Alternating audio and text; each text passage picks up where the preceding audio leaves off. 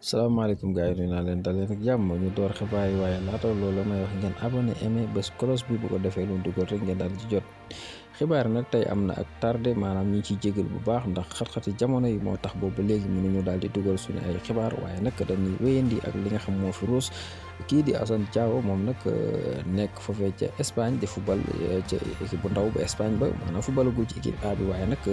ñii di Sénégal jël nañ seen gët yëpp wéef ko ci kii di Assane Diao ndax boo xoolee Assane Diao fii la daal di juddoo fii la yaroo waaye nag Espagne boobu la nekk di football foofee waaye nag ma ngay football foofee ca Real Betis waaye nag ñii nga xam ñoo di journaliste yi ban ko laajee tey ni ko Assane Diao ndax Sénégal woo na la jëm ci wàllum football fa daf leen ni parce que kenn woowu ma kenn mësuma contacté jëm ci wàllu woowu kon daal moom li mu xamle mooy kenn woowu ko wax na tamit ni maanaam équipe bi nga xam mooy Espagne mu di football mi ngi ci sant bu baax di leen ci am mbégte ndax opportunité bi ñu ko may daal sant na ci waa Espagne bu baax te am na ci fierté ma ko ci kontaan bu baax kon loolu li muy wund mooy lan moom dafa mel ni li muy wund daal mooy ñii di Espagne la gën a daal di jox bopp de waaw moom la gën a jox bopp kon daal moom nii mu waxee tamit ak nii mu waxee ni noonu lan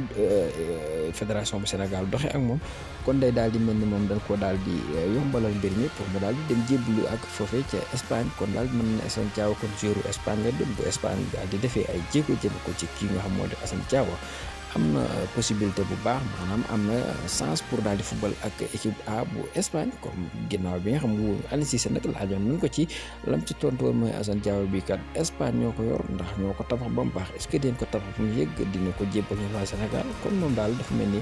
génne woon na ci xelam bu yàgg ci kii nga xam ko di Assane Diao affiche bi nga xam moom moo génn ci soxal poule bi nga xam moom Sénégal bokk muy poule sa génn na léegi nag affiche bi nii la demee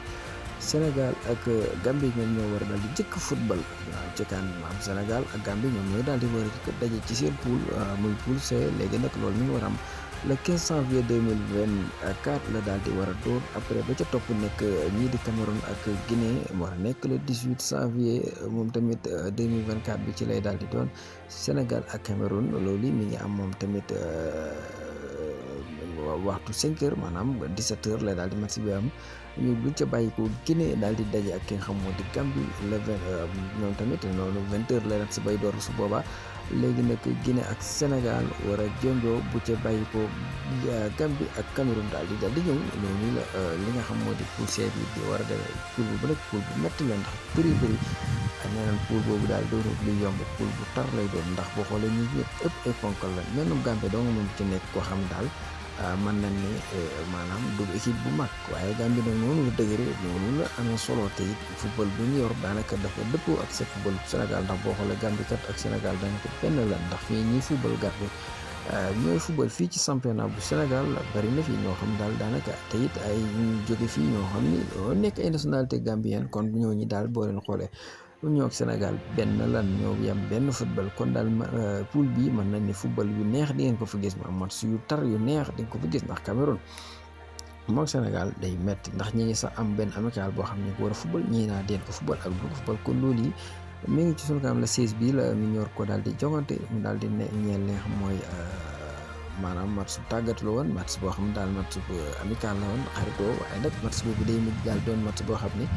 mbaa doon match xuloo ndax ñu kat ñoo bokkul kon dara du ci yomb kii di laay jow tamit wax nañ ko ci laaj nañ ko ci démb mu daal di wax ay kàddoom nee na moom bu fekkan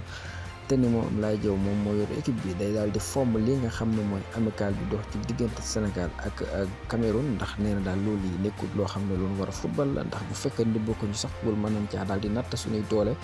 waaye nag comme ñoo bokk pool nee na match bi c'est pas la peine ñu di ko jouer ma am joratul daal ñu di ko jouer ndax li tax la ci lalu dafa bëri ndax tey jii mën nañ cee gaañ benn joueur